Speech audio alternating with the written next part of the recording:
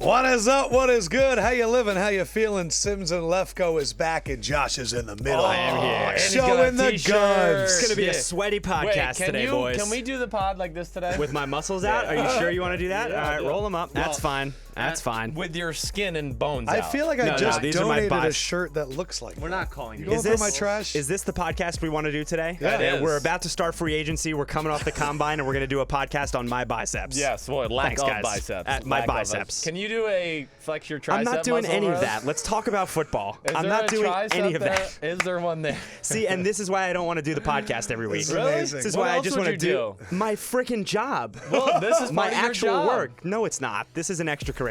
Well, This you're is literally the reason why we put This Fendrick in the middle. happens because of you. Thank you. We're I don't know fucking about here that. because of you. No. You used to annoy me with this fucking podcast 3 I know. years ago, I and know. now we are finally paving the way for ourselves. 156.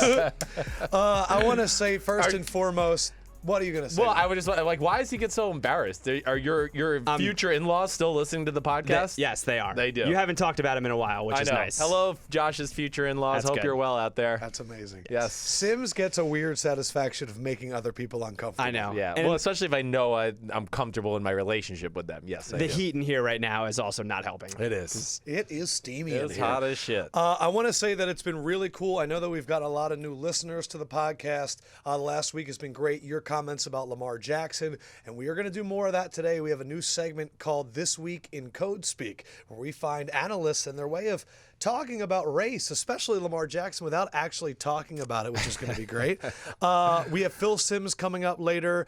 Chris is going to dive into some running backs. He's sick, like legitimately. Your pops is yeah, sick. like Big he's fucker sick. Big fucker is Perfect. sick. So he's and- going to be super ornery. or I mean, he doesn't even know we're calling. I've literally no. So that's he what I'm thinks saying. because he's sick, we're not calling. Right. So Eh, we're no sick days. No, That's we're not how calling this the house. works. I hope he answers. If he doesn't answer, then we talk to Dirty Diana I'm excited. and we'll interview her. But it's been cool, like the social media outreach that we've been getting, a lot of great iTunes reviews. You've been killing it on Lebitard, and you have your big reveal coming next week, even though you stole my material. Oh, your NCAA material. That was so funny. Sims goes on Lebitard and takes my NCAA rant and goes, they go, how do you fix the NCAA? He's like, well, why doesn't Emmer get hit with institutional control? I'm like, this motherfucker. That was good. Well, I mean, so makes let's see. up for all- Scoreboard 1,000 for Lefkoe, 1 for Sims on stealing. It's been 3.5 years of Lefkoe using your material. I think it's only fair. At this It's only fair, Yeah. right? Right. Good. But it's really awesome. Before we even get to the numbers, I'm jumping right in. Yeah. We said on Monday/Tuesday's show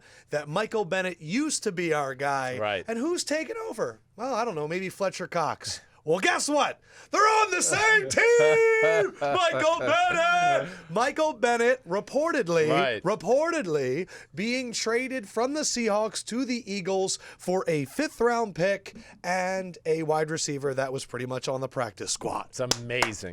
It's amazing. All right, so And now it's your the job to starting get him on the podcast. The starting defensive line for the Super Bowl champion Philadelphia Eagles is Brandon Graham, Fletcher Cox, Michael Bennett, Derek Barnett. Oh, yeah, and then maybe Timmy Jernigan comes off the bench. Timmy Jernigan will probably be inside, and Bennett will be outside, and Barnett might not be a starter yet. Graham, Cox, Jernigan, Does this and mean Bennett. Vinny Curry's Yes, gone, though, for 100%. sure now, right? I think Yes, so. all right. So we did say that maybe Michael Bennett's lost a step. Yeah. But it's lost a step in my mind when you're playing against they didn't really have a lot of depth in Seattle. When you're up with Fletcher Cox and Brandon Graham, I imagine you're suddenly rejuvenated. Well, let's put it into lost a step context, too, because Please. I don't think everybody really, again, if you've listened to Sims and Lefkoe over the last, 3 years, we would have told you 2 years ago, Michael Bennett was in the conversation for one of the best defensive players in the league. I mean, if not the best. Again, the sack numbers aren't there, so people don't realize what a good player he was. I'll refer to a comment Tom Brady said when they were getting ready to play the Seahawks in the 2016 season. He's breaking them down. Bennett ended up not playing in the actual game on a Sunday night, but do you remember what he said? No. He was like, man, if there's a better defensive player in football than Michael Bennett, please show me who he is. he almost single-handedly beat the Patriots in the Super Bowl. No doubt. I mean, yes, the nickname they gave him was numbnuts up there in like a respectful way. That in New England. Yes, because he was just, they were like, he's so good he doesn't even realize it. I mean, sometimes he might not worry about his gap, but it doesn't matter. He gets through the hole, makes a tackle, whatever it was. It was a respectful way. I'm not saying every coach. I just heard that here's phrase what's thrown out amazing. there before I Don't get anybody in forget trouble. that Jeffrey Lurie of the Philadelphia Eagles was one of the only owners to come out and support his players standing up for, social rights. Right. And Malcolm Jenkins was a leader speaking for players' rights, and Chris Long donated all of his money. Well, guess what? Right. A perfect place for Michael Bennett to go. And how interesting is it? It's the same week that the Houston Texans came out and the Miami Dolphins came out and said, we don't want our players kneeling for the anthem. And they've retracted those statements. Yes. But I'd also like to say this. I don't know. I thought the Eagles proved that players could stand up for social injustices and also have success, a.k.a. win the Super Bowl. Yes. And now we have one of the best guys, because there have been reports that the Seahawks are trying to become a, quote, quieter team. A lot of rumblings. By the time this comes out, I wouldn't be surprised if Richard Sherman isn't on the Seahawks anymore. Sure. Well, I don't think he will be for much longer. And if he didn't get hurt, I think he would have definitely been traded or gone already at this point. But the injury actually puts a wrinkle into the situation. Are we officially reaching the end of the Seattle Seahawks? Without a doubt, yes. It is over. They've realized it. They are going to rebuild their team. Now, I mean, hey, yeah, Russell Wilson's still there. Bobby Wagner's still there. But we don't know with Cliff Averill, the next situation. Same thing with Cam Chancellor. So it is coming to the end where a few of them might stick around. The majority of them, though, are on their way down as far as the arc of their career. And that's nothing, I don't mean that in a negative way. I mean, it happens to all of us. They were awesome. They were one of the most fun teams to watch in football. But it's the NFL. And when you start to hit 29 or 30, you're old. And you start to realize it when you walk in the locker room because everybody's 23 or 24. It's weird. When you look at Seattle's run, we thought it was going to be back-to-back. Maybe dynasty. 3 Super Bowls. Yeah, they end up with 1. Yeah. What did we learn from the Seahawks run? Roster management, how you pay your players. I mean, or you don't need the franchise quarterback right away, right? It's about a team sport. They did it the right way. They did it through the draft, really.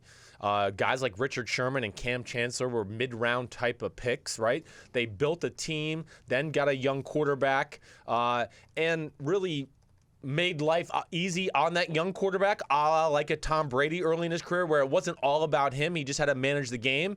And now we're at the point where he is the game. He is the guy that has to carry the team. Yeah. But I don't know what we learned. We learned that attitude, tough, physical football can still win in this league. I think we learned that I don't know. You can't have a small amount of players making up most of the Well, salary cap that's on your certainly going to team. be the ending learning lessons, I think it got to, in the beginning it was, this team is so young, Right. and then they tried to pay all of them. And when they tried to pay all of them, they became very top heavy. They had no depth, and they had no one to help Cam Chancellor or Richard Sherman. Right. They had no one to help Michael Bennett. Well, if their you- offensive line fell apart. It definitely did. That's all a valid point. You're right. That's probably, they didn't look to the future quick enough. Maybe that's what we learned, They right? held on to these guys too long. Look at their year they won the Super Bowl against the Broncos and how many guys they lost just in that next offseason. Right. And then, of course, they got back. They should have beat the Patriots in that Super Bowl. I mean, it was a great play by Malcolm Butler. It certainly had a great chance to win that football game. But still, that roster wasn't as good as the years before. And then it became, we got to start to pay these guys. Yes. They put Seattle on the map, and that's where a team and an owner and a coach can get a little indebted to players. And the personal side comes out. And that's where Belichick's amazing, because it's always, no, this is business, and he's not going to let the personal issues kind of How much more infiltrate him. confident should Eagles fans be for a repeat Super Bowl? I mean, Ooh, baby. listen, the NFL's crazy sport. It's so close. But come on, give me some. But you should certainly feel good that you're going to be in the mix again next year. Yes. In the mix. In the mix. I mean, Fletcher Cox and Michael Bennett next to each other, Sims. I know. It's going to be amazing. I mean, it's just waves of defensive linemen at you. It's the way to go this day and age in the NFL. You guys win the battle up front, which is what we've seen really from every great franchise in the history, is they win the battle up front on offense and defensive side of the ball. One other thing I want to just say, Please, before we gloss over it. right? Like the free agency thing, when you talked about the Texans and Dolphins thing, and what did Bob McNair say? You can't have the inmates run the asylum, right? Yeah. Like nobody wants to go play for him. I can promise you that. Nobody. But there's only so much money that goes around in the NFL, and there's only so many spots. So at some point, players are going to go, damn, I might think Bob McNair is kind of racist or has some racial tendencies, but they're going to pay me significantly more money. Or nobody else wants me as a starter, and I can go there and be a starter. Right. So that's going to override things. And then into the Stephen Ross thing. Stephen Ross, I do think, was taken out of context a little bit, right? When you read the whole transcript there, he was more just saying, we got to stop it. And I'm going to say this. I agree with him from this standpoint. I'm all about the cause. Racism is real and all that crap. Yeah. Certainly. I mean, I've witnessed so many things over my life. But this is where I want it to stop. And this is why we got to find a better way, because in the end game, the players are the only ones that are going to get hurt by this. I don't want the league to be hurt, not because I give a shit about Stephen Ross or Bob McNair. Fuck them. They're rich. They're always going to be rich. Yeah.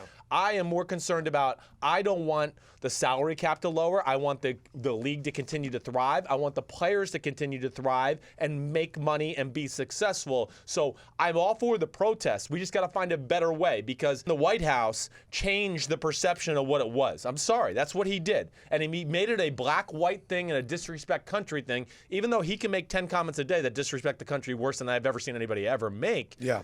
But so that to me is where the decision lies, and they need to change that. And that's where I go, the Stephen Ross thing is a little out of context, because we just got to find the right way to do it, to still make the right impact and get the message across. But I don't want players to be hurt by it. I will say that That makes sense, Josh? It does. I definitely have a lot of pride rooting for the team that seemingly treats everybody with a lot of respect. Yeah. Like, I can just say this for Eagles fans. Like, it feels good to be the one team that seemingly gets it. Well, that's why we like the Seahawks, though. Right, The 'cause Seahawks, they always stood got up it. for- They were yeah. always like, let the players be the players, and we're just going to let them speak freely. Because And we are the Players Podcast. right, and they that's didn't what we align with. micromanage, but it's become too far now to where they've got to change it. 56. Oh, let me see. His name is Lawrence Taylor. Lawrence Taylor, the first linebacker I ever saw in person in my life, actually. He was truly the first guy I ever saw in my life. What does that mean? Yeah, when was the first time you human saw you've him? ever seen a human? He was the first linebacker I ever saw in my life. I went to a Giants practice. That was one of my first early memories. I'm 4.5, 5 years old. I vaguely knew who Lawrence Taylor was. My dad brought me to training camp, and he was, of course, the guy I heard about a lot. I'm young. I was kind of one of those young whiz kids, and he was the first player I met on the Giants, other than my father, was Lawrence Taylor. At least the first one I remember. What did he say to you when you first met him? Do you remember? No, I don't. No, but Quite the memory you have. He was 4. Yeah, I was exactly. like It 4 a or joke. 5. Thanks, But- Josh. Yes. Kurt- Andre Tippett. Yes. Eric Foster, of course. Eric Foster, without Who's a Eric doubt. Foster? Derrick Rutgers, Johnson. Rutgers D tackle, played for the Derrick Colts. Johnson, Texas linebacker, Chiefs linebacker. Yep. Hold on. Other 56. Chris Long of the Philadelphia Eagles. Correct. Correcto mundo. Other great 56 all time. I said Tippett, Taylor. I'm missing somebody in there. Oh, Pat Swilling. Yes. Bam. Chris Dolman. Yes. Bam. Wow. Yeah, motherfuckers. You got any more? Currently, Carlos Dansby, Shane Ray, Brian Cushing, That's a pretty good run. Dante Fowler, Demario Davis, Cliff Averill, Reuben Foster, all-timers, in addition to ones you've said, Keith Brooking, Nick Barnett, LeVar Arrington, Sean Merriman, Derek Burgess, and Hardy Nickerson. Man, Keith Brooking and LeVar Arrington. Those will be two guys that will always be in my brain. LeVar Why? Arrington, playing against him was always LeVar Arrington was one of the more intimidating players you'd ever play against. I can imagine. When he was in his prime, before his knee went, one of my plays ever is the Mike Allstott 2-point conversion that we decided to go for 2 to win the game against the Redskins. And LeVar Arrington was famous for jumping over the pile and hitting people in the middle in the air. Yes. And that's what he did, except we just had Michael Allstott who could kind of absorb it and still fell in the And end he zone. fell in the end zone. But he was amazing to play that. Keith Brooking was my only pregame fight I got in my career. Did I ever tell you this story? No. I never told you this. Okay, so are we regular season, preseason? Regular season, late in the season. Interdivision rival. Falcons, Bucks. Michael Vick starting quarterback. This is the game Jim Mora got on the cell phone on the sideline. Do you remember that? You played in the game where Jim Moore was on the sideline? Yes, because it went into overtime, and he was trying to figure out, does a tie help us? And the tie didn't help them in the playoff scenario, so they had to So go try Ray to win Farmer called him on the sideline. the game. They were on the I'm just sideline, on the phone. They're funny. I didn't get that at first. But then So before the game, it's a big matchup, of course, and we beat them in Atlanta like 3 weeks prior to that in a close football game. And I'm running out on pregame, but the linebackers are like in my path to run out on the field. So I ran through the middle of their drill. And you pulled a Warren Sapp. I mean, but it wasn't like you did. Warren Sapp was like the whole team was stretching, and he skipped through the team. Okay, right. but you ran through because they were right but there. I had nowhere else to go. It wasn't like I was trying to be like, let me fuck with these. Yeah. Like, no, it's the last thing I wanted. Why didn't you just run around the drill? Well, because it was like you come out of the tunnel and you're right there in the corner of the end zone, right? And there's the sideline, but there's media on the left. So I was like, damn, I'm not going to go way behind them to get. I want to run on the field because that's where I'm going to be playing that day. So then what happened? Next thing I know, I'm getting headbutted in the back. I'm running by and all this, hey, motherfucker, hey, don't fucking run. And I'm like, well, who the fuck is talking to me like that? And who just pushed me? And I turned around and Keith Brooking and all their linebackers are in my face. And don't you ever fucking disrespect us and run through the drill again. And were you like, I wasn't disrespecting you. I just had I nowhere was to like, go. please don't hit me hard during the game, please. No, what did you really say, though? I mean, I said, fuck you. I'll do what I want. This is our field, whatever. It said something like that. I mean, I wasn't going to back down. Does that stuff carry over to the game? Yeah, well, it carries Or over. does it? Yes, What, it does. Does it stop after like the second play? It's not like they don't hit you any harder because they're already hitting you as hard as Yeah. they can, but they might not Talk help more you shit. up, talk more shit, take a little push you into the ground as you're getting up. Things like that will then ensue when you have that pregame stuff. Who won the game? We did. Ooh. Overtime. Sims gets the last laugh. Sims 80-yard drive to tie it at the end of overtime or end of regulation. We needed a touchdown to tie. We got that, and then we beat them in overtime with the Matt Bryant. Did field you goal. say anything after the game? No? Did it get into did it ever get in the media? No, No, you know, probably like because- Gruden and like the coaches, they loved it. They Yeah. loved it because they were just like, "Oh, Sims is a football player. He don't give a shit about anybody." So we were talking about Michael Bennett being traded, Richard Sherman seemingly going to be a free agent. Monday, 4 o'clock free agency. Sims, I don't know about you, but I kind of want to do the podcast at 4 o'clock on Monday as the news is happening. Okay. And if Josh can get out of a freaking meeting, I'd like him to be our newsbreaker. We'll see. That can just kind of We'll come in and be see. like, we've got a rumor. I think that'd be fun. I really would. Yeah, that's what I want. I want that kind of music, and I want him to do it. Can we get that? So let's get we can ahead work of on it. it. Richard Sherman, Yeah. where do you think he ends up? I mean, I think it's first of all, I think we have to put it into realisticness here. This is a guy that got a torn. Realisticness. I don't even know if that's a word. Torn ACL Yes. midway through the year. Was it Achilles? Achilles. I mean, yeah, sorry, I didn't mean to say ACLs. Achilles tendon, right? So, yeah, you're going to look up what week that was officially. Yep. But either way, that is a worrisome injury for a corner in football. So I don't think you're going to see a high-end demand for Richard Sherman right away in free agent market. I think it's going to be one of those type of things where Richard Sherman's going to continue to get rehab, get healthy, Yes. and then it becomes training camp, and he's going to reach out to teams and go, you know what, I think I'm ready. So the first thoughts are what? Falcons and Jacksonville? Exactly right. Because they run the same scheme? Right, and Maybe they- San and they're Diego? not desperate Or, to- excuse me, Los Angeles? They're not desperate to have him in there either. So which one So which one popped in your head first? All of them. I mean, even the 49ers, you could throw them in there. The Raiders, Gruden loves guys like that. Yes. To where, okay, you might not need them for day one right away. So the Raiders need somebody from day one. That's why I say we're less likely. The 49ers, same thing. They kind of need somebody right away. But yes, the Falcons and Jags would certainly be towards the top Where do you of want that them to go? list. I want to go to the Jags. The Jags sounds awesome. Yeah, I want mean, him to be with Jalen Ramsey. No I doubt. want him to like mold his mind. I want it to be on third down. It's Jalen Ramsey and Richard Sherman outside, and A.J. Bouye moves inside, and you go, holy shit, we can't get anybody open. It's week 17. If he loses a step, is Richard Sherman a guy that could transition to safety eventually too? He does tackle. He's certainly not Could afraid that to. injury be the reason that moves him to that? Well, no, I don't think so. I mean, it's going to depend on how he heals. All of that. I mean, those are It was unknowns. November 10th was the week he did the injury. Right. That's so late. the start of the season's it's going to be tough for him to be ready. All right. I do think he needs to stay in that scheme though because of that injury too. That will only help him. You know, it's Yeah, because he's in a set area with a set amount of space to cover. exactly right. What Did do we you- talk about how Richard Sherman is representing himself this offseason? Yeah, we did know that, but I love this guy. I know. He is amazing. He's amazing. also the one that came out and said, "Why do draft people never get evaluated? Right. Like, why do they get away?" He's just a next level brain. He in, is. in a world of a lot of people that think the same, and I love that guy. Right. All right, so a guy that is the premier corner, maybe two. Malcolm Butler. Yeah. Where do you see with Trumaine Johnson? Where do you see Malcolm Butler go? Gosh. All right. What's your early prediction? I would start out the conversation with the first thing is it's a great year to be a free agent corner. Because there's like 2 guys. Well, and the teams that need it have the most money, right? Let's just talk about, like, the Browns need a corner, right? The Colts need a corner. The Niners need a corner. The Bucks need a corner. The Bears need a corner. They're all the top 6 teams in football that could use that, right? So, I mean, listen, Trumaine Johnson, I do think that teams that, like Seattle, is a team that doesn't have a ton of cap space, but they're going to probably like a Trumaine Johnson. If you made me pick a team that Trumaine Johnson ends up with, I'm going to say it's the San Francisco 49ers at the end of the day. It's going to be that Seattle scheme, which he is going to fit in very nicely with. They have a ton of money, and they need a difference maker on that part of their defense. All right, so Trumaine to the Niners. That's what I'm going to say for now. Yeah, I think so. You're not locked in anything. Yeah. And honestly, who cares if you're wrong? Yeah, We're you're just right. guessing. Right. Malcolm Butler, you didn't answer me. No, sorry, I didn't mean not to.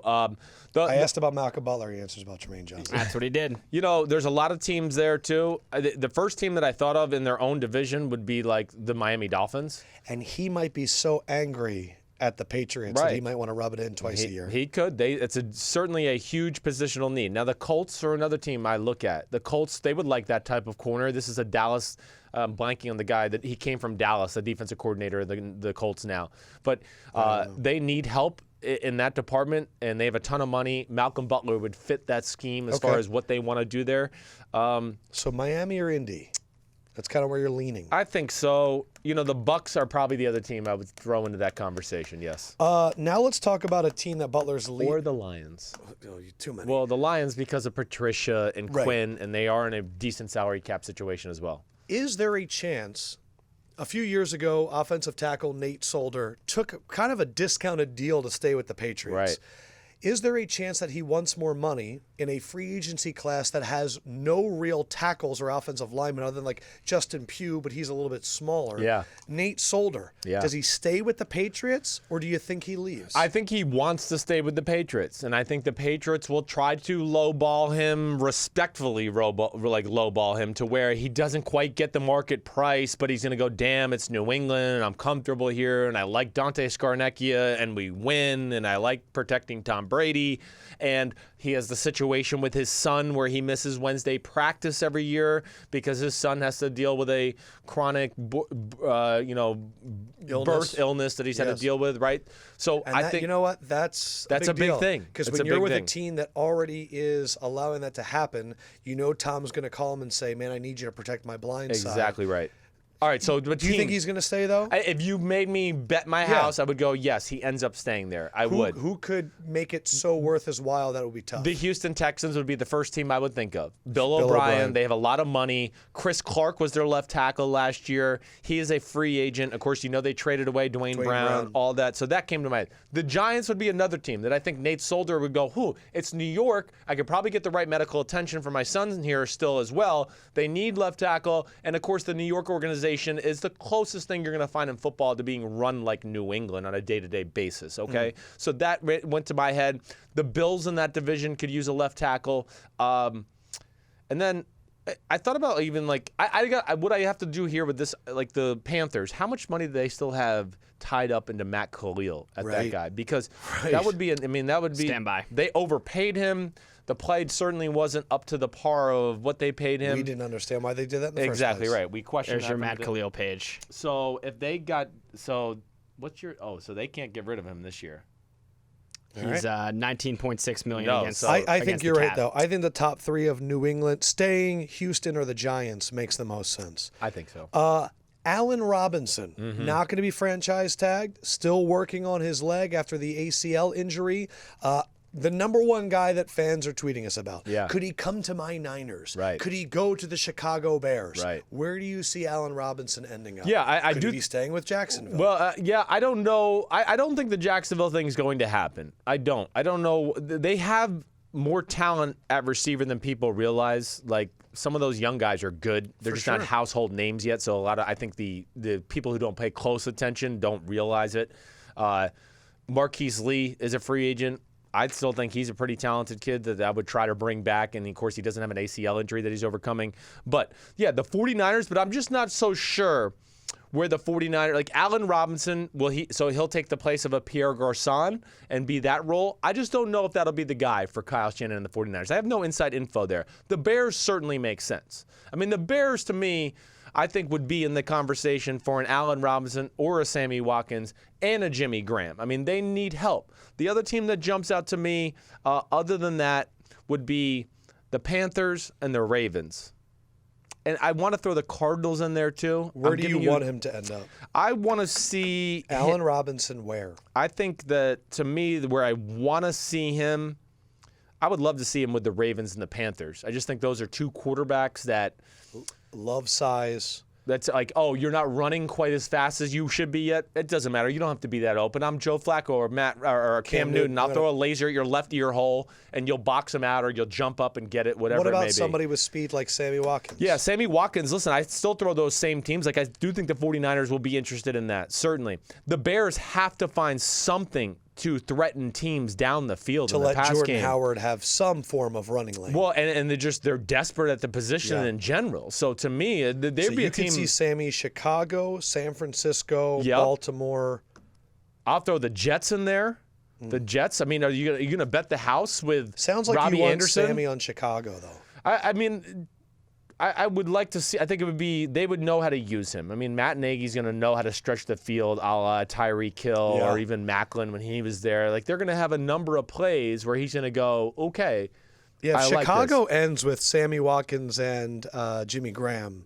That offense would be pretty amazing. I'm interested. Like, he would be Kyle's type of guy in San Francisco. The thing is they have the deep threat type of guy. And Goodwin. Now, Sammy is real fast still. He's not as fast as he was when he came out, and he's not as fast as Goodwin. And he has a little bit more of a physical nature about him. But Sammy, to me, is not a great route runner. That would be my other issue, too. A lot of people get upset when you say he's not really a number one and that he actually opened up all the other stuff for the receivers on the Rams. Yeah, I mean, listen, did he have certain plays of that? Yes.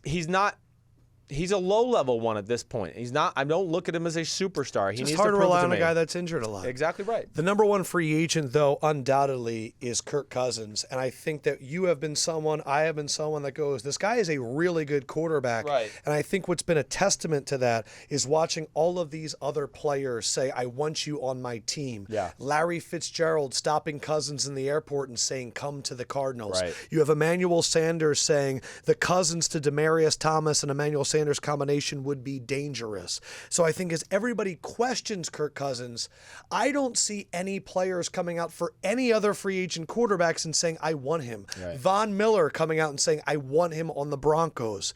The odds have come out from Vegas. Vikings 1-3, so the prohibitive favorite for Kirk Cousins. Broncos 10-3, Jets 5-1, Cardinals 15-1. So Jets are second. No, Broncos are second. What was the Broncos? 10-3. 10-3. So that comes out to about 3.3-1. Gotcha. While the Jets are 5-1. So is it going to be the Vikings? Are you willing to bet your house on the Vikings? No, I'm not. I really think at the end of the day, it's still going to be the Jets. I don't think the Vikings are going to want to pay him that money. I really don't. I just don't see that happening. Maybe I'm wrong. You think he's going to end up on the Jets? Unless because they're going to give him the cash. I think so. I think the system with Jeremy Bates, who I've told you is the guy before Shanahan, who was the guy before McVay. So with John Gruden. With John Gruden. He was the first bitch boy of the Bucs when I got there. It was Jeremy Bates. Now he's the OC. And he just came from Jay Gruden, so it's a similar scheme. Exactly right. He didn't just come from Jay Gruden, Jeremy. Jeremy was Kirk Cousins. Oh, yes, exactly right. Come on. Sorry. Is your brain slow today? Yeah, It's obviously. a little hot in here. Hey, shut up. I don't. The Denver situation. You think that Kirk Cousins has openly said he wants a large guaranteed contract, and rumored numbers of 3 for $90 have come out, and the only team that seemingly has that cash is the Jets, and they might be able to get him a Calvin Ridley at 6. Well, and I just think Denver still is not ready to just go, oh, screw our first-round pick from 3 years ago in Paxton Lynch. That's why I think guys like Case Keenum or an A.J. McCarron could end up being there, because then they could justify at least a little competition maybe in training camp. It does seem interesting because the Jets came out that story saying that Kirk seemingly might take less to go to Minnesota. Right. That's the number one guy. I think Kirk's going to take his time.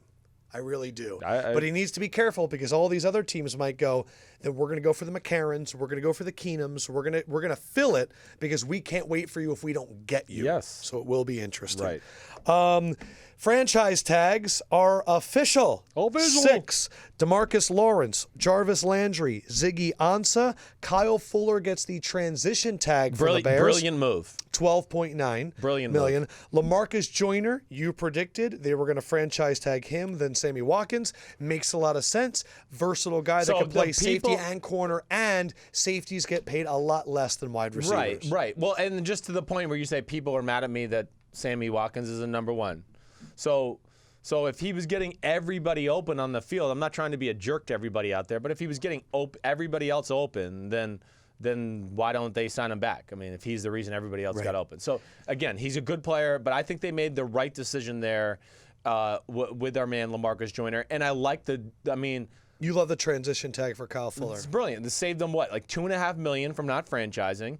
And okay, you want to go test free agency and you get a good deal, then we can match it. But he is I told you a few weeks ago, when I watched the film of him when I was studying the free agency guys, he was a guy that I will admit that he was a lot better than I gave him credit for during the season. He is a legit number one shutdown type of corner skill set. Really? Yes, He's come alive. He has come alive. He was awesome last year. Better than I gave him credit for. The last guy to not yet sign his franchise tag, but get the franchise tag is LeVeon Bell. Yeah. And we have said for a long time, boy, do we want guys to hold out. And he said something that got me a little excited. Did he? If I sign, everyone will be happy, but if not, I guess I got to play it by ear, Bell said. If I'll be out till week 1, if I'll be out till week 10, or if I'm going to be out there at all, it all depends on how I feel at that time and moment. Well, Le'Veon, the fact that you even mentioned week 10, that's what we're saying. Le'Veon, hold out and then come back in week 10, make that a season that counts for the contract, collect that beautiful $14.5 million for the last 6-7 games, watch that team turn around for the last 6-7 games, and then go in there and you want to franchise tag me again? Cool. I'm going to go up to about $20 million for a running back, and I'll see you in week 10. Hold out Le'Veon. This is what we've been waiting for, right? It would be amazing. Odell, Aaron Donald, but Le'Veon will be the first. And it's great because it also hones in the thing that you've always said about running backs. They are chronically underpaid, and no one puts their stuff on the line more than the running back position. The NFL needs to figure it out, whether they get a separate amount of money to spend just on running backs because the lifespan is so short. But Le'Veon is going to be our guy. I can feel it. I don't doubt it. And then when I saw him at the Super Bowl, I told him. Stop. I did. Where'd you see him? I saw him, close to Radio Row. He's wearing some red LeBron soldiers. So he's in Mall of America. Yep. And you see his shoes. Hanging out at LeBron Chipotle. soldiers. He was down in that Sirius radio area, downstairs on the first floor, right? Yeah, not funny, but no, there's Sirius XM. Sirius radio. Right. So my dad was on a show with Mad Dog at the time, so I was going over to see him, but Le'Veon was there, and we stopped and talked, and he had red LeBron soldiers on, so I was like, ooh, I like those. And then I was just like, hey, man, don't settle. Don't do it. Fuck them. They want to fuck you as soon as you get hurt. What did he say? And he was just laughing and loving it, and his mom was behind him, and she was laughing, and I was like crazy white guy that was saying random things. Look, he's 26 years old. Yes. He has so much production. He has so much multiple value for that offense. He's the reason that he's the best player on that offense for it's not even close. Last 2 years for sure. This is the question I pose for you guys. And this is a good conversation, is what is realistic, though, for him to really expect on a year-to-year basis? I'm not trying to be a hater. I'm all about him getting paid. But a guy like LaShawn McCoy and Devontae Freeman, they are the two top running backs paid in football. LaShawn's making $8 million a year. Devontae's making like 8.3. And which is the same number that LaDainian Tomlinson making was in 2003. Right. So it is low. Can I be his agent? Yeah, please. We just witnessed Jimmy Graham negotiate and saying that because he's lined up outside of the line of scrimmage so much, he should also be getting paid some wide receiver money. That's what my client, LeVeon Bell, does as well. Right. He's not just a running back. He's not just Devontae Freeman playing out and staying to the inside. This is a guy that's constantly one of the leaders at the position at receiving the ball, and he's a modern-day guy. And by the way, he's not even near 30 yet. There have been some suspensions. There has been some injuries. Oh, no, he smoked weed in a car. Oh, he's a horrible guy. But, you know, but I just look at him and I would say his value as a receiver makes me believe he's not just going to get paid as a running back. Yeah, no, I mean, that's what he's standing by. I think you're exactly right. I just don't want him to outprice himself to where it's not going to be even realistic and he's not going to get the guarantees that he wants. What's your number? You know, I think he wants no less than what, like 14.5 per year franchise average, tag right? is 14.5. He says, I'm not taking anything less. That's fine. If they can find a creative way to give him big guaranteed part of the contract and make that number maybe count as $12 million a year or something like that, but you give him $40 million guaranteed. Then can that change his thought process there somewhere along the lines? I don't know. What I like about it, it's hot as hell. It's going to be really interesting with the Steelers. When he was doing this last year, and I want everyone out there listening to this to pay attention this offseason, Big Ben came out there. The Steelers are not afraid to shit on their players when they're going through issues. Martavis Bryant, Big Ben, Mike Tomlin, everyone kind of came out there and was like, you know, it'd be great if he was. The same thing with Le'Veon. It'd be great if he was here. He's kind of hurting the team right now. We got to make a run. Ben, you already got paid. So watch Big Ben's comments this offseason because he's been very willing to throw his teammates under the bus. But the thing is Le'Veon, of course you have this short window with Ben Roethlisberger. But at the same time, man, you got a short window to get your money. You better stick out. And when the Steelers draft one of these quarterbacks early on, I'm very curious how tight Big Ben's going to get. Very curious. Le'Veon, get back here. I have 1 year to do this, and now they've gotten Lamar Jackson. I don't know what to do because Landry Jones ain't the guy. No, I don't think so. So it'll be interesting. Breaking news, compliments of the BR app. Make sure you download it to get all the best news. Our favorite little issue between Jerry Jones and Roger Goodell seems to have found a resting place. Jerry Jones reimburses NFL $2 million in legal fees for Ezekiel Elliott hearing. So Jerry Jones is paying his money very quietly. It sounds like Roger Goodell won, Jerry Jones 0. Oh, he definitely won. Does that hurt Jerry when he's got to write that $2 million check? It just pisses him off. I mean, it's not hurting him. I mean, no, of course. No, emotionally. Oh, yes, definitely. It's hurting his pride big time. I'm sure his bank account is fine. What do you think he's writing in the memo? Oh, yeah. Fucking NFL. Hey, Roger. Yeah, exactly. Roger Screwjob. So another guy that's like a figure of the NFL is Peyton Manning. And I think two interesting stories with Peyton Manning. When the NFL ended their relationship with Papa John's, apparently Peyton ended his relationship 2 days earlier, which means he probably knew it was coming down the pipe. That's what I was going to say. Is there insider trading there? I mean, what is that? I don't even understand that. He sold. He had 31 stake in it, right? He had 31 Denver area Papa John's, and he got rid of all of them. Do you know how much money there is in one franchise, let alone 31 franchises? I mean, Papa John's is going down, but holy crap, to disassociate yourself that much. So is that how they paid him through the commercials? Just gave him that? He's still the brand ambassador for Papa John's. My question is, do you think Papa John thought that Peyton Manning was actually his friend? And do you think he was really hurt afterwards when Peyton was like... His allegiance is with the NFL. Yeah, but do you think Papa John was like, but Peyton, you're my buddy. We've done all those commercials together. Absolutely. Well, yes. And I don't think that's changed. I don't think it's not going to change. Papa and Peyton are still going to chill. I mean, to me... Do you think Papa and Peyton have hung out just like as friends? Yeah, I do, yes. And do you think when he left, Peyton's like, I can't believe that guy thinks I'm his friend? No, I think they're friends. If he made me bet, I don't know that. Just to clear this up, though, do you know that they've hung out, or you're just speculating? No, I'm just speculating. Well, I don't know. Chris is like a fountain of ridiculous shit around the NFL. Who knows? So, but that is, I know. So, I mean, was that the total? That's what I'm interested in. Like, remember when David Wright, the third baseman for the Mets, right? He did a Powerade commercial, and they gave him a big chunk of the company, and he sold it off for $30 million to do it. Awesome. I believe it was Powerade. I'm checking right now. It was like him and 50 Cent had like huge Vitamin water. Vitamin water, excuse me. So it must be the same thing they did with Peyton, right? Where they basically gave him part ownership because he sold it back to somebody within Papa John's, I read. David Wright got $20 million when Vitamin Water was acquired by Coke. So he knew the NFL wasn't going to go, and he goes, damn, I'm going to cash out and get my money now. I guess that's what he was thinking, right? Well, that's the theme of the podcast, right? Get your money when it's available. Get your money. Peyton Manning has enough money. But the other thing is now, the reason that we've always said Peyton Manning wouldn't go into broadcasting is when you've made that much money, broadcasting doesn't pay as well as everyone thinks compared to athletes, and the work schedule's a lot. And we've always looked at Peyton and go, he's going to go to ownership. Yeah. He's going to become a GM.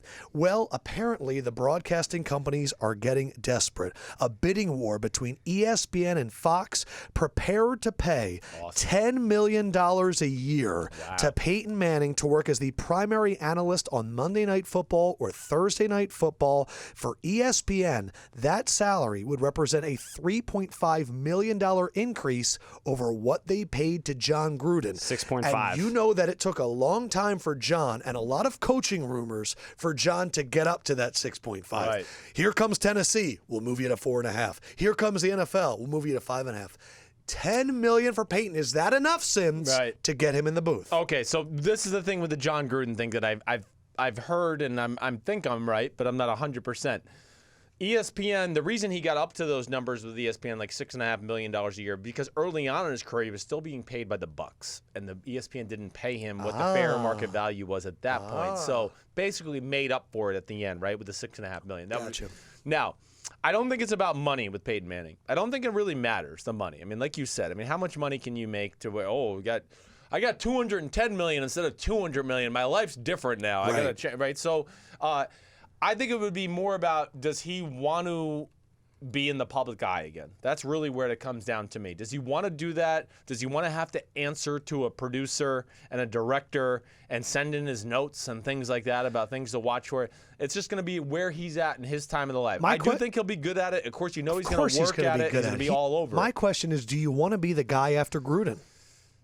Gruden was great. He was. And Peyton's going to come in, and we just had a new quarterback in Tony Romo, so now he's going to be compared to. Do you think he'll be better than Gruden? I don't. No. Do you think he'll be better than Romo?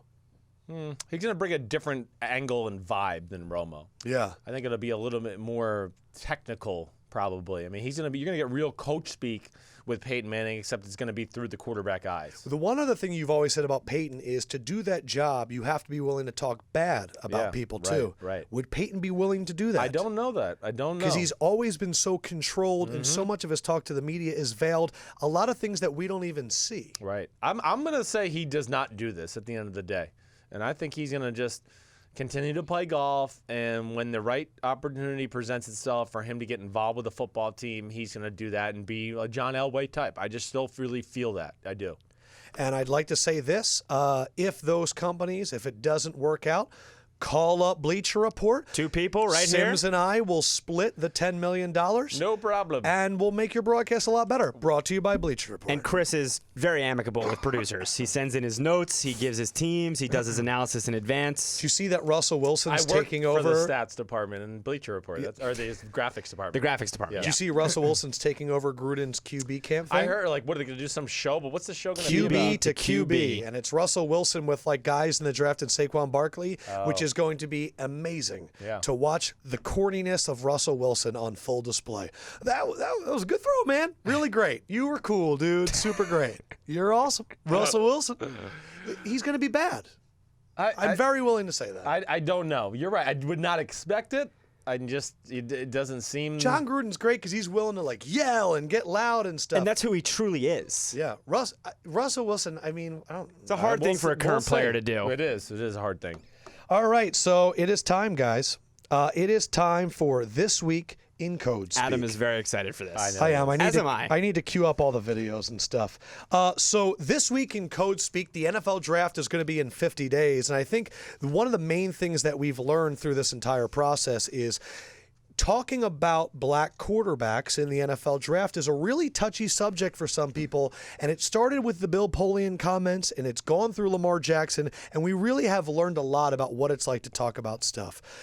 First of all, this week in Code Speak, NFL.com posted videos of all of the quarterbacks' workouts on YouTube. The titles under Josh Allen, Rosen, and all those guys was watch every throw of Josh Allen, watch every throw of Josh Rosen. But under Lamar Jackson, it said the best and worst of Lamar Jackson at the Combine. I saw it. NFL.com has come out and they've switched the headline. Is that code speak, Chris Sims? I mean, to me, it speaks to exactly what we talked about on the Monday, Tuesday podcast. I mean, there you go. So why wasn't there the good and bad of Josh Rosen again? Why wasn't there? Because I saw some really erratic throws there as well. I don't understand that. Right? Again, it bothers me that is the selling point to watch the video. I don't get it. Again, I'm not going to sit here and tell you Lamar Jackson was awesome during that workout, but it wasn't horrible. But if you're not showing the bad of the other guys, why are you showing the bad of one guy? Exactly right. Look, and the true thing is I've learned a lot from our DMs the last few days, from what you've said on Le Batard and what we said on this show, that not a lot of people are used to people that look like us saying this. And we've had a lot of DMs from people thanking us for providing validation. And you know what? I'm down. I'm woke. Yeah, Sims learned what woke was, which is amazing. I mean, I'm woke, bitches. But I think the other thing that's really interesting is the terminology that goes into players. Nick, if you can make sure that my audio's up, what do you know? Guys, this is another thing that's really funny to watch is watch the draft analysts change their mock draft so much. Here's what I don't get. Chris Sims evaluates the quarterbacks and goes, all right, here's my top 3 and here's my bottom 2 and here's how it's going to look. And there might be minor changes, but that's how it is. But the draft analysts that do this all year, how is your analysis changing in this part of the year? You've been watching these guys all year round. It should not be changing right now because of the Combine, especially if you tell me that the Combine doesn't matter. But here is Todd McShay talking about Lamar Jackson and why suddenly he's a first-round pick and on the rise. He's a project, there's no question about it. But in the meantime, while you're developing him to be your starter, you can utilize him in different ways. Short yardage, goal line packages, bring him in and run and do some different things. So I think Lamar is a guy that you either love him or you say, you know what, it's too long of a project for us. But I think there's some teams in the final 10, 12 picks that will look at him and strongly consider him to be their future. And so he's talking about the Saints and the Bills. My first question, Sims, is Lamar Jackson a project quarterback? Oh, well, he's black and he's fast, so we're going to throw him in there and he's going to run around and we'll keep the read option until he develops. Oh, that's right. And he can be on the goal line. He can fake the handoff and run. You mean the guy that's been in the most complex offense of all of them? Is that the guy you're talking about? The guy that's managed the offense that's the most pro-ready? The guy that's dropped back the most times and had the most pro schemes to read and decipher the coverages and all that? Oh, you mean the guy that's played against some of the best competition? I mean, the ACC and the SEC they're close to, hey, Clemson's Clemson, Florida State's Florida State. There's teams that have won the national championship the last few years.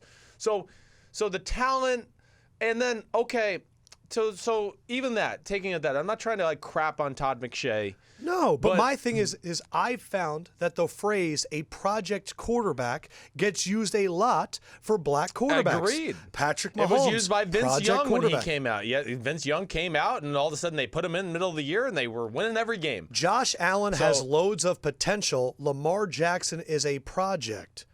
They're saying the same things. Well, this is what bothers me even worse. Forget the Josh Allen one. Nobody plays more backyard football than Sam Darnold.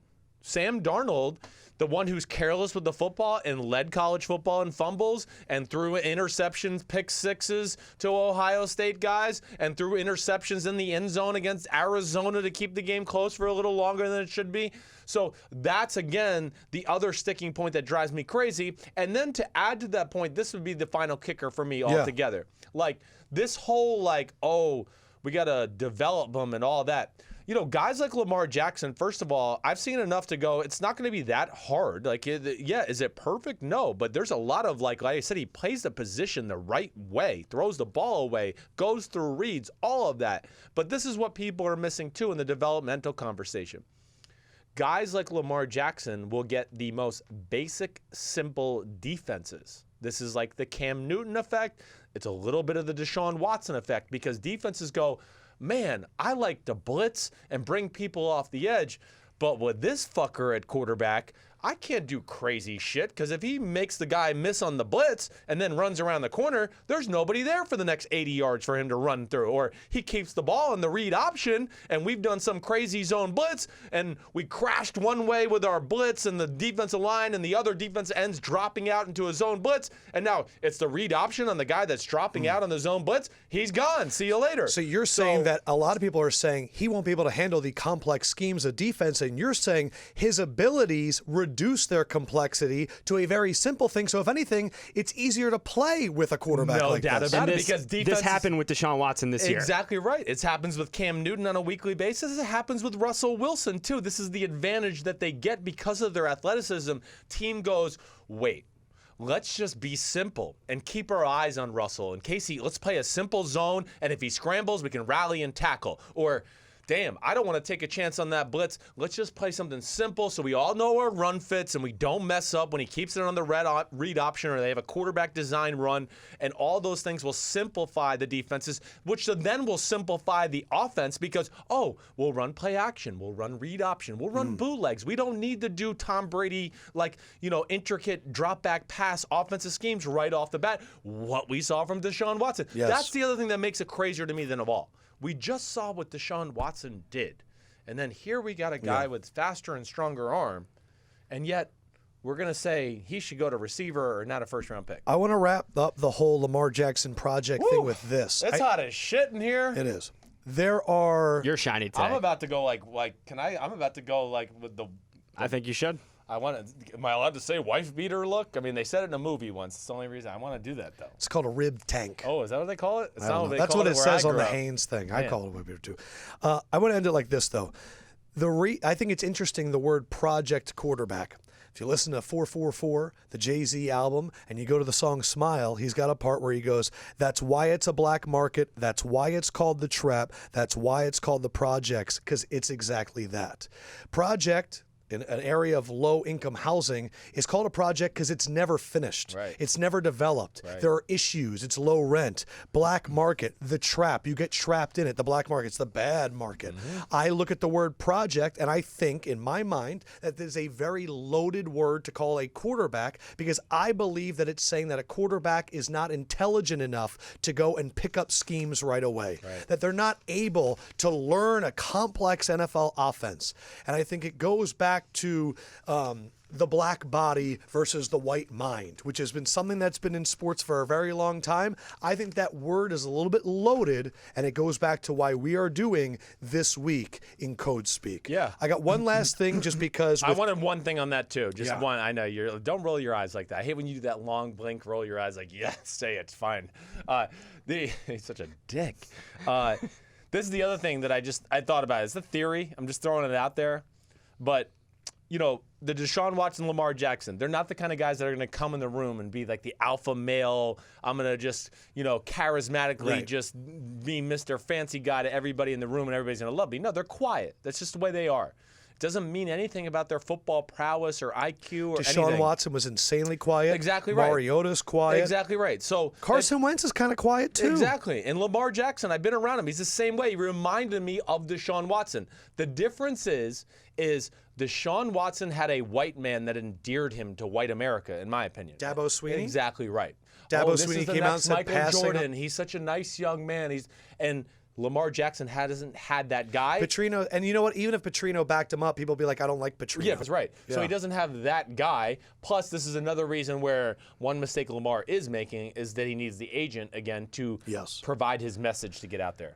Can we call Phil Simms, please? So Phil is sick. Like, how sick? Like he said he is, I'll use his correct words. Like he was like, he said some wimpy phrase. I'm under the weather big time. That's what he said. Big fucker is under the weather big time. While we're calling him, according to the BR app, the Rams have traded Alec Ogletree for 2 draft picks to the New York Giants. Are you kidding me? Do you know what that tells me? Tell me. That the Giants are going to take Saquon Barkley at number 2.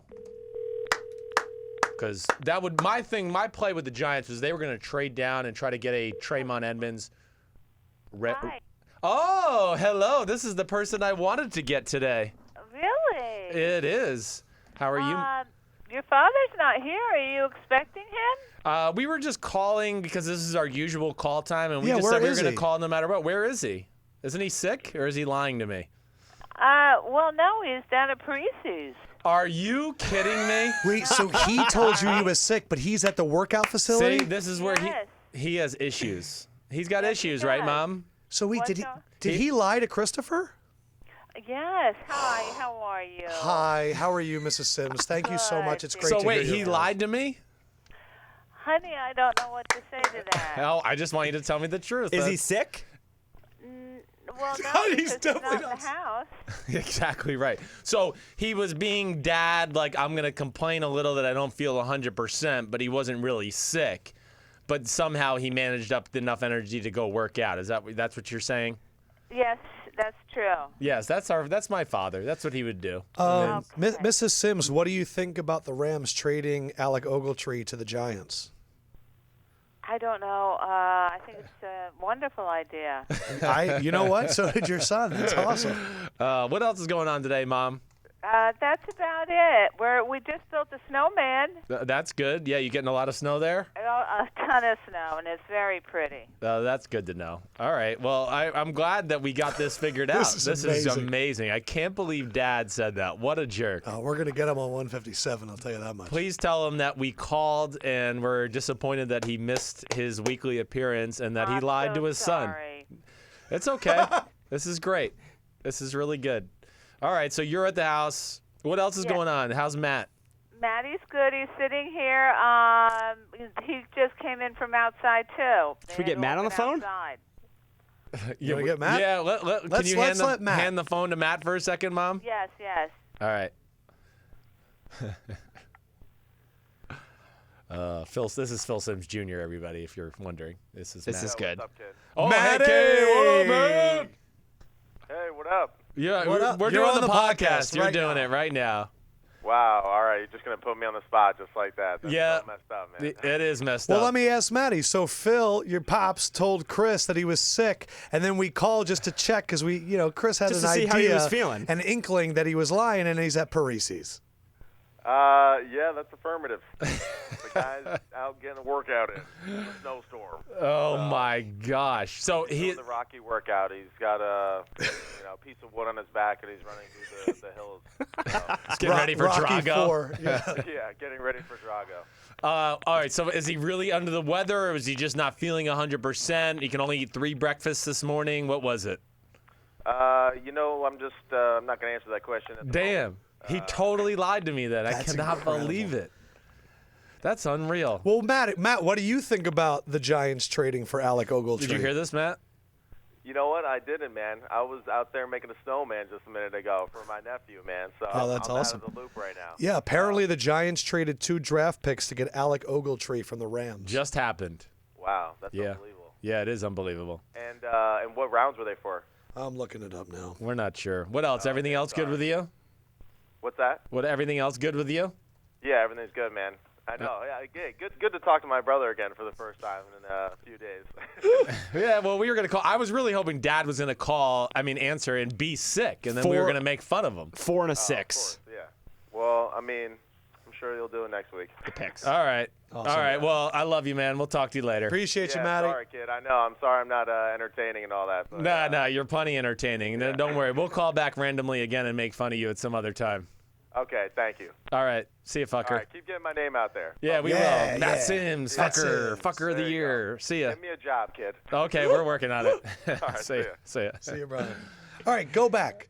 So you believe that the Giants trading a 4th and a 6th for Alec Ogletree means you think they're going to go Saquon at 2 if he's there? I think there's a good chance for Because that. you thought maybe they were going to trade down and go a Trumaine Edmonds Or Roquan Smith. Yes, I do think. I mean, it's one of the glaring needs on their football team. course, for years. Or at least it takes that off the board to where or maybe they're still going to maybe trade down. The only other option I would go to trade down now is to go, okay, we'll trade down a few spots and take Quentin Nelson, the guard from Notre Dame. What do you think of Ogletree on the Giants? I think he's going to be perfect. I think, first of all, they have a defensive coordinator in James Betcher who came from Arizona, who's obviously seen Ogletree on film a lot the last few years, and he needs a linebacker towards that type of guy. That's why they drafted a Hassan Reddick.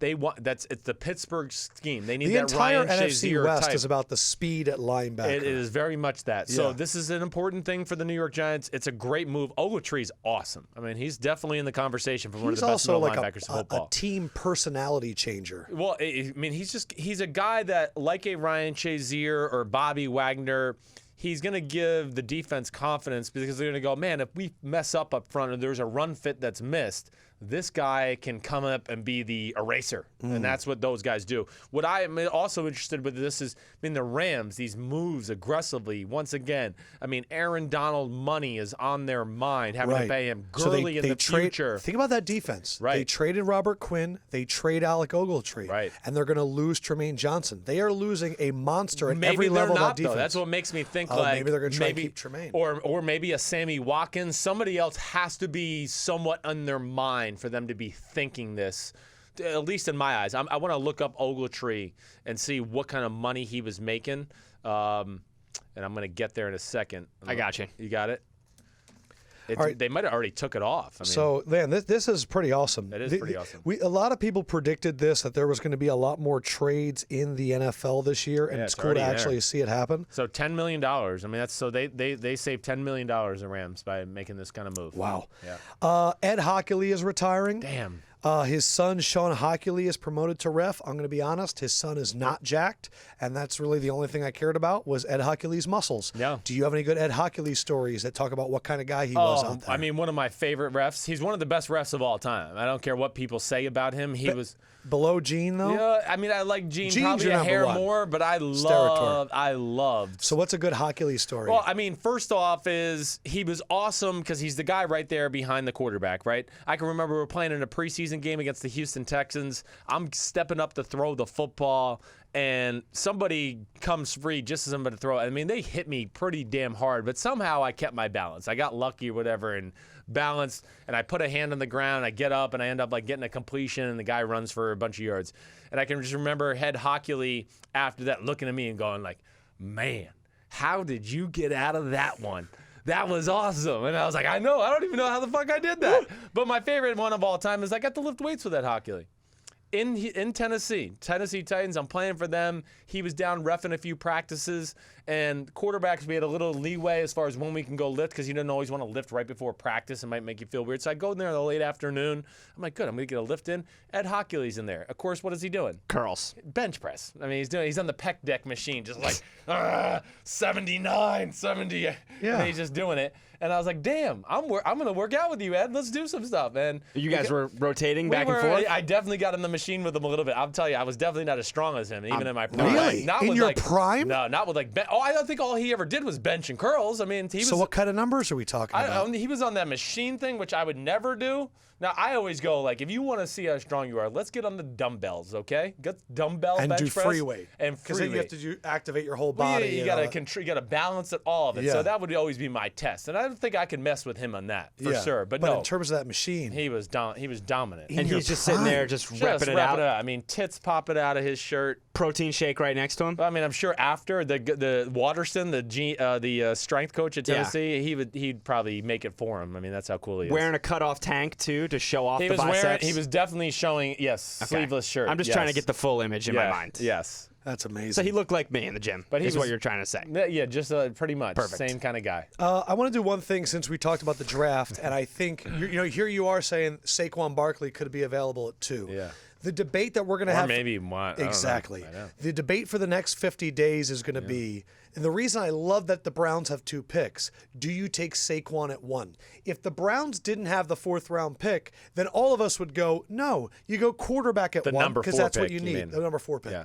But now because they have 4 and you're guaranteed to get one of the quarterbacks, do you take that risk at 1?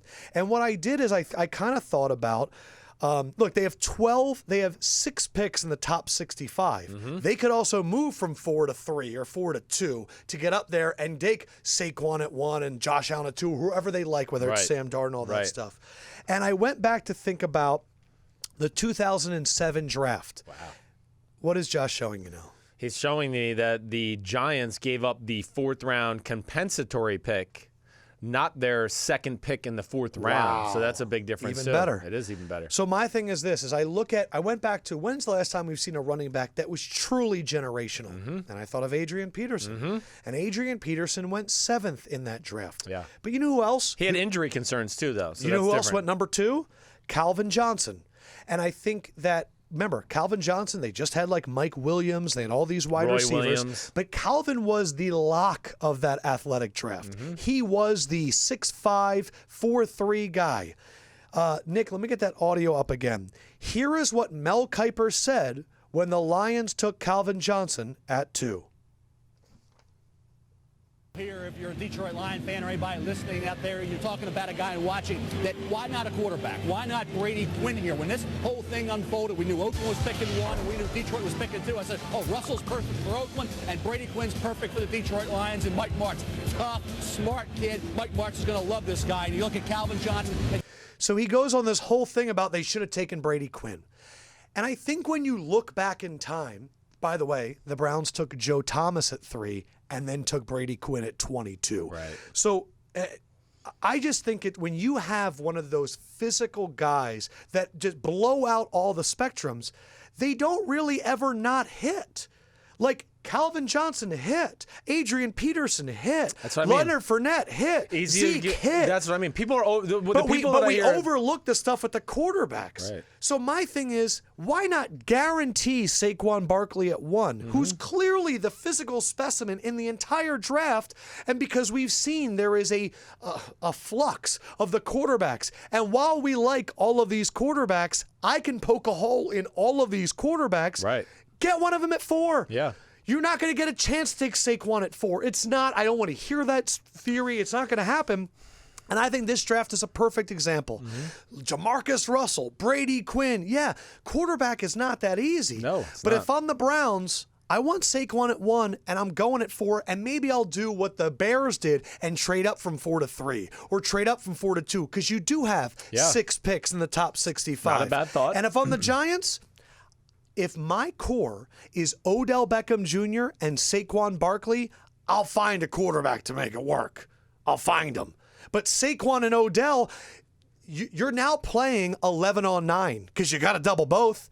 You know what I mean? I and then know. at 3, yes, Bradley Chubb could be the guy for the Colts, or Andrew Luck could have Saquon Barkley. I just think you don't risk passing up a Calvin Johnson, Adrian Peterson, Saquon Barkley for a quarterback who we've seen time and time again. He could be the guy, or he might not. There's just a lot of flux at that position. There is. You're right. There's it's a tough position to evaluate a quarterback. I mean, it's more about the the quarterback. Of course, you got to get it right. You don't know exactly what he is until you get him there. The offense, is the offensive coordinator good enough to give him a support system, to give him the confidence to continue his career and be better from that standpoint? All those things justified. Saquon Barkley, I think you're spot on. I mean, the people I hear that are semi-negative about Saquon Barkley, I just think they're over-analyzing it. Like, when I heard this with Ezekiel and Leonard Fournette a little too, like, for some reason we want those running backs when there's no hole and nobody's blocked and nothing there, that they're supposed to run through all those guys and still get yards. And that's the one thing I've heard about, I heard you say to me on Monday. I've had other people approach to me, it's either a home run or it's a 3-year game. Well, okay, did you watch the games though? I mean, they run one running play. Their offensive line wasn't that good. The games where he couldn't run, I mean, you could have had Superman at tailback and Batman as the fullback, and they still weren't going to get yards. There was nowhere to fucking go. So it wasn't Saquon Barkley. Saquon Barkley, if he had any space at all, is as electrifying as I've ever seen at the position. Saquon Barkley, in my opinion, is the type of guy that can come in the NFL next year and be in the conversation for NFL MVP, maybe the best player in football. He's that type of guy. And I like your take with like the face of the franchise running back things. It's a really old school almost. And I think that's what Saquon Barkley is. I mean, you hear about him off the field and everything. It is perfection. This kid is everything you want. This might be a face of the franchise type running back a la a Walter Payton back in the day, or let's just say a Bo Jackson, first pick of the draft by the Tampa Bay Buccaneers, because there's nothing off the field to worry about. He's totally perfect. He is as handsome as hell. He's nice as hell. He is truly, if I built a running back in the lab, I would build Saquon Barkley, and he's about as good a film as I've ever seen. You know what I'm realizing? Yeah. We're going to stand for two things for this draft. Number one, we are Team Lamar Jackson. Stop saying he's a wide receiver. Stop using code speak. He's a quarterback. Super excited to play at the next level. Number two, Saquon. I'm putting an E on the end of his name. Saquon. Because he should be the first pick in the NFL draft. Man, the only reason I don't want him to go Marketing number one is I expert. want him here in New York. Giants. Man, if they had him and Odell, I'll be rooting them like it's my dad playing again. I'm gonna be like, damn, the Giants are awesome. I love this. That's all right, because he's up against Fletcher Michael Cox Bennett. and Michael Fletcher Bennett. The Cox. Super Bowl champion. I can't. Oh, hold on a second. We need to get Chris Long and Michael Bennett on the podcast. I'm going to try to do that. Michael Bennett tweets, fire emojis, trophy emojis, free Meek Mill. He is already in Philadelphia! All right, so we've kind of already been going for like an hour, and we haven't even hit your running backs yet. Yeah, so we can do whatever you want. I don't know what you want to say. Well, how deep are you going to get on all these guys? I mean, I could do it every way you want. I told you the 7 I watched. Barkley's clearly one. Yeah, I let's not don't even- think we need to go into Barkley. Let's not. Who was Chris Sims' number 2 running back in this draft? Sony Michel, the kid from Georgia, extremely impressive. No weaknesses to his game. He has got a great, first of all, legs and ass. He's got, other than Barkley, he's the best one in the open field, and his power is impressive as well. I mean, there's really nothing not to like about Sony Michel. He is the guy. He would be the second best one to me. I was extremely impressed with him. I'm trying to think. Oh, he's like a faster version of Kareem Hunt. That's basically what the guy right. He's a little faster and quicker than a Kareem Hunt. That's what I want you to do. What you just did, let's Right. do this for your running backs. Right. An overview and then a comp. I know. Some of these I had a hard time coming up with comps. And then if you could also say, where would you take a Sony Michel? A Sony Michel, I do think is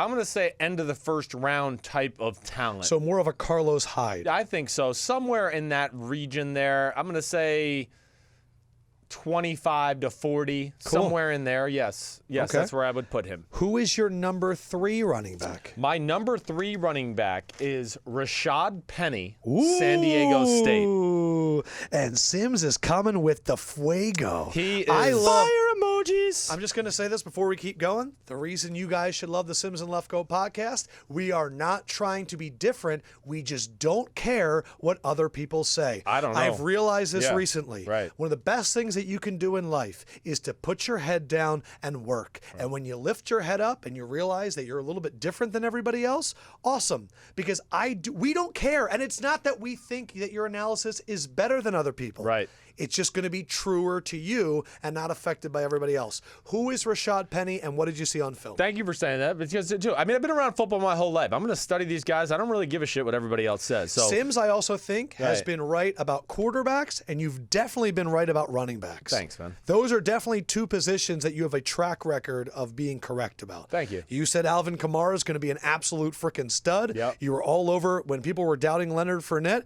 You were team Derrick Henry. You saw Melvin. You've been all over it. Thanks, dude. So Rashaad Penny. Rashaad Penny, I mean, I was really impressed with him. First of all, I mean, I was excited to watch him because of what he did in the combine. I mean, he's 5'11", 220, ran one of the fastest 40s. I think he ran, like 4.47, somewhere in that range. But While carrying a lot of weight. while carrying a lot of weight, and when I watched him on film, I mean, tremendous feet. I mean, tremendous feet for a big guy. It brought me back to like an old guy that I used to play against, Stephen Davis. Remember for the Carolina Panthers? Sure, 48. Who was a big guy, had unbelievable quick feet. Carolina and Washington. Right. So he was amazing that way. But what separates him even from a guy from Stephen Davis is this kid's long speed. I mean, the kid can go 80 yards to the house. Showed it in the Senior Bowl, too. Exactly right. So ran 4.46, right, at 220 pounds. Wow. I wrote the thing that I thought was the most impressive was his ability to make people miss in the space was only less than Michel and Barkley. So for a big guy, he's tremendously quick. I mean, he's got some shake to him. He's a little different because he's got a narrow base. But so like his contact balance is not as good as a Barkley or a Michel. Like he can run you over if it's straight on. Good legs and ass. But it's good. It's not as great as Michel. I mean, Michel and Barkley have great legs and ass. I mean, great quads, hammies, nice little arch in the booty. Yep. All of it's there. Okay? So I wrote for this guy, Rashaad Penny, to me, is a faster, quicker-footed version of Jordan Howard, who came out of Indiana a few years ago, who I also really liked. It was the third running back in that draft, You right? did. Right. You were all over Jordan He's Howard. the same type of guy as Jordan Howard, except I would say just less powerful and maybe violent in some of the collision-type runs, but a better athlete in space and better long speed. Number 4, are you going? I'm going to guess you're going. Are you going Guice This is or where- Chubb? Neither. Neither. Who are you going? I think I'm going to go Ronald Jones there. Ronald Jones, USC is your number 4. I think so. So Saquon is clearly the 1. Is Sony clearly the 2? He is clearly the 2 to me. Yes. Okay, so then is Penny clearly the 3? I feel very confident in So this. then 1, the 2, rest 3. of these guys are on their own thing. So They're on their 4 own- is Ronald Jones. Yes. Give me the overview breakdown. Yeah, Ronald Jones, great speed, kind of a frail build. I got to see him in person, right? On film, he's not as fast as I was expecting on film. Now, for a slider type build, what you see when you watch the film, especially at the end of the year, got a lot of carries. He was a bell cow, and he was capable of taking the beating and hanging in there and still making plays late in the fourth quarter, even though it was carry 24, carry 25. He's well-rounded. He's got everything you want as far as can catch the ball out of the backfield. You know, is a decent route runner. You get to see all that stuff. And is that what he ran, 4.65? what it says. I thought it was faster than that. But either way, the speed, I wouldn't have guessed 4.65. I would have said it would have been like low 4.5s. That's what I would have guessed on the field when I watch it go. Yeah. Okay. Who's his comp? The comp. This is the one I had a tough one with. I don't know if I had a real comp here. Let me just see what I wrote there. I didn't come up with- 4.65. It is 4.65, huh? Where the hell did I write him here? Hold on a second. There we go. Pull up the teams. Pull up the teams. Yeah, I mean, I wrote it's a similar running style to a Kamara, but it's just not as good. He's not capable of breaking tackles, making people miss quite as much in space as What a do you Kamara. like about him?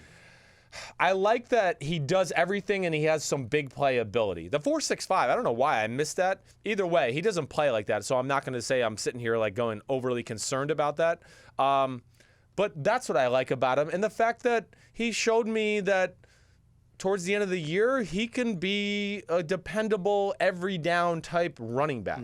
I don't know if he's like the legit guy you want to be your starter all the time, but you want him in on your roster in the rotation. That for sure, yes. Who's number 5? Chubb, Guice, Johnson. I really think the guy that I liked after that was the kid Johnson from Auburn. I am not a Guice fan, okay? Is he number 7? Guice is number 6, and Chubb is going to be 7. So, wow. Yeah. Johnson from Auburn is 5. Guice is 6. Yeah. Wow. And Chubb is 7. All right, so tell me about Johnson. So Johnson is not going to amaze you with his like breakaway speed. He's never going to break a 60 or 70-yard touchdown in the history of the NFL. He'll never do that. No way. He's more of like a Matt Forte-ish, right? Where it's good speed. He's got unbelievable ability to make people miss in space. He's phenomenal at setting up blockers and blocks. He really understands. He's got a great way of almost being LeVeon Bell-ish towards the line of scrimmage where he doesn't really attack it that hard and he goes, oh, I'm going to go here in the B gap. I'm going to go here in the B gap. And then as soon as everybody gets to the B gap, he cuts and goes to the C gap or And the this D is gap. Kerryon Johnson. Kerryon Johnson from Auburn, right. He is phenomenal in the pass game. It's funny. The first article that popped up is Auburn running back Kerryon Johnson could fit if Steelers allow LeVeon Bell to walk. Is that right? That's funny. Yes, he's very similar to that way. And for a guy that's 5'11", 213, he's got a different type of build. It's not a great legs and ass. It's more of a thin frame at the running back position. But damn, the motherfucker runs hard. And people, like a Kamara last year, you just go, I don't get it. How is he breaking these tackles at this size? I just don't understand it. But he does, and he drives the pile forward, and he was very impressive that way, whether it's the Georgia game, the Alabama game, whatever it may be. Yeah. And I am very impressed with what he can do in the pass game as well. So he's like a lesser version of an Alvin Kamara. I think at the end of the day, Matt Forte, Alvin Kamara-ish. When the tackle breaking is unexplainable, like you just said, does that scare you from a scouting perspective because it might be fluky? No, because I get to once I see it enough, it just tells me that he's got extremely good contact There's balance, just something, even though that his body doesn't look like it should be built for it. Yep. It is, and he knows how to either go with it and absorb it a little bit, whatever it may be. But that's what I was really impressed with. I wrote like real good quicks and really great acceleration. All of that is top end, but his top end speed is just not going to be that impressive. Derrius Guice. Connor did warn us. He was injured, and he was playing with an injury. I know. Did you factor that in? So, no, I did not. Because he's your 6th running back. He is, and I'm like, he's another guy. I'm going to have to go back and You're watch. going to have to watch the year before, it sounds like. I will go back. But the Guice thing, to me, these would be my concerns. He did the least with the most at times. Like, there's... when there wasn't a whole lot to be there, he couldn't make it happen himself. And I'm not talking about like when we were talking about Saquon Barkley before, where no one's blocked and there's like 6. I'm just talking about like, there might have been a hole there for 4, and he gets 4. Where I want to say the other guys we've talked about, Penny or Michel or Barkley, when there's a hole there for 4, yeah, they might get 4. But man, that next run, they might, one of the runs, they might get 50. And you go, holy shit, how did he get through there? Or how did he make that guy miss? So whatever it may be. you don't see that big play potential. I don't. I think a lot of his big plays were what I call silver platter type of runs. They had the best run scheme out of all the teams that I watched here in the running back thing. And yes, a lot of the times it was, hey, here's 6 yards up to the second level. You're not going to be touched by anybody. It's going to be you and a linebacker one-on-one. And he usually didn't do a whole lot with it. So I'm going to say this he's one's a good all-around player. Yeah. He has no weaknesses. Okay, that's the one thing I wrote about him. That's So good. that's interesting too, right? But he has nothing he does elite. And that's the thing that bothers me, especially when you start to rank them, because the other guys, I could find little things that I would go, ooh, that's elite. The one thing we're going to do is go back and watch some from the year before. I will. I'll do that. Because it sounds like he was that much better. And the last one. I think I like Kerryon Johnson more than I liked Ronald Jones. Okay, So I you think I want would to move re-rank him? them. Gotcha. Yeah, So right. Kerryon to 4 and Ronald Jones to 5. Yeah. It did sound like you liked him a lot more. Yes. Nick Chubb last of the 7. Yes. Yeah, Nick Chubb was it was disappointing. I just can't, not that he's not an NFL running back. He is that. But I think the thing with Nick Chubb, like he ran the better, faster 40 time, but he doesn't have the acceleration Sony Michel does. So he needs like build-up time. And if you watch his 40, you could see like the strides are long at the start. They're long and they're powerful, and that's great, yes. But that doesn't always conducive to the NFL, where it's I got to make a guy miss and I got to be the top-end speed within the next 3 steps. Isn't that what they said about Derrick Henry though too? Well, maybe, but the film didn't show that to me. Yeah, what did the And then he film went show on you? Sports Science and was like the greatest guy in the history of sports science. Derrick Remember? Henry, Right. yeah. Derrick Henry was freakish. What did the film for Nick Chubb The show Nick you? Chubb thing, he's got power. We know that. If you're going to try to arm tackle him, he's going to run through that. But what I was less impressed with was the ability to make people miss in space, the slow cuts, the no ability to make jump cuts, things like that. And listen, the film, just like Guice, and I'll get to this in a second, the film too also revealed to me that when the game was tough and the situations were on the line, Georgia thought Sony Michel was the better player. They were going to put him in. Oh, shit, it's 3rd and 7, and it's the biggest play of the game. Chubbs, Michel, you're in. It's the Jabril Peppers theory. A little bit. Jabril Peppers at Michigan, when the play was on the line, they would kind of hide him. What you're saying is the game's on the line, Georgia, bring in Sony Michel. Bring in Sony take out Nick Michel. Chubb. I mean, that's the other thing, too, about Michel. I mean, his pass game stuff is really phenomenal. And that's the other thing I wanted to say about Guice that concerned me. And again, I'll do my due diligence and go back and watch 2 years ago on Guice. I really will, because I know there's going to be always guys that I have to do that with.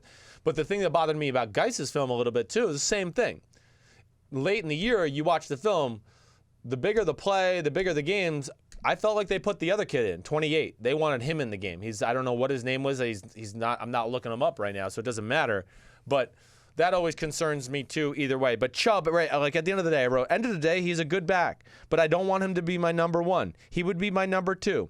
pass game is a big question. The fact that it doesn't even get out on routes much makes me think UGA didn't even think he was good enough to be out there in the pass game in general. Like other guys, they might not get a lot of catches, but you get to see them run routes. Like Chubb, it's like they literally sometimes don't even call pass plays when he's in the game. And then I just wrote, overall, I was a little underwhelmed with the film, not as explosive and quick as I thought. Yeah. All right, so Sims's rankings. Saquon, Sony, Rashaad Penny, Kerryon Johnson, Ronald Jones, Yeah. Derrius Guice, Nick Chubb. Yeah. The Sims 7. Yeah, I just want to look at one more thing with Ronald Jones because I feel like my explanation on him wasn't as good as it should. It wasn't. But okay, good. I just wrote, let's see, end of the day, kid's a good player who has better power and play strength than you would expect for his size. Speed is good, but it's not Barkley, but definitely capable of going 60 yards to the house. I wrote prefer him over Guice because I went Barkley, Guice, then Ronald Jones just because of the big play ability, but it's close. All right, I officially have something that I'm worried about. What? Do you know what I'm worried about? It's too long? No, I'm worried about recency bias. I'm worried that the guy that you watched after Saquon Barkley was Derrius Guice. No, I know, but I'm I a went- little bit worried they knocked down Guice. He said you got to watch him again, though. You've already said With that. Guice. With Guice, yeah. Oh, yeah, I will. No. So, But do you know what I'm saying? Like if I watched anybody right after Saquon Barkley, I'd be like, well, guy that guy's stinks. not that great. Okay, but so to fuck you and your theory, I went back and watched him today. Already. Because I was like, damn, am I missing something on Guys? Let me read back and watch. And I went away and went, wait, no. My thought's the same. It's Yeah, so fuck your theory, Lefkoe. I think I about have a shit lot of like that theories. all the time, dude. Good. I do. I don't ever go like, I'm watching Aaron Rodgers and whoo, man, Austin Davis is not in the same class as him. I keep that in my mind. So usually we would do iTunes comments. If you paid attention to Monday's episode, iTunes comments are going to be in the newsletter. So check the newsletter for the most recent iTunes comments. We'll do another round coming up next week. Very loaded show. Trades are happening as we're going. Monday is going to be crazy with the start of the tampering process from free agency. It's going to be good. And most of all, Sims, the big fucker's a liar. He owes us. What a fucking liar. You want to talk about our Sims and Lefkoe yet, or should we save that? Well, no. So one of the things that we talked about in the thing in the what's it called? iTunes. In the iTunes comments on the newsletter is that someone was like, "Hey, let's start a Reddit subreddit." I said, "Hey guys, you do it." Josh, impatient, he started the Reddit. I don't really know subreddit. how to moderate a Reddit, though, so if anyone knows how to do that, let me know. Now we're gonna do a subreddit. Sims Don't and ask Lefkoe. me. You know what Reddit is, Sims? I mean, Lefkoe's explained it to Okay. me, yes. We're getting there. He's woke. He'll figure it out. For Sims. Peace out, homies. For Fendrick. Good night, everybody. And the Lefkoe Man. says good night. Guys, we love you so much. That was episode 156. Subscribe to the newsletter. Hit us up at social @Sims and Lefkoe. For these dudes, we're out. Love y'all. Talk soon.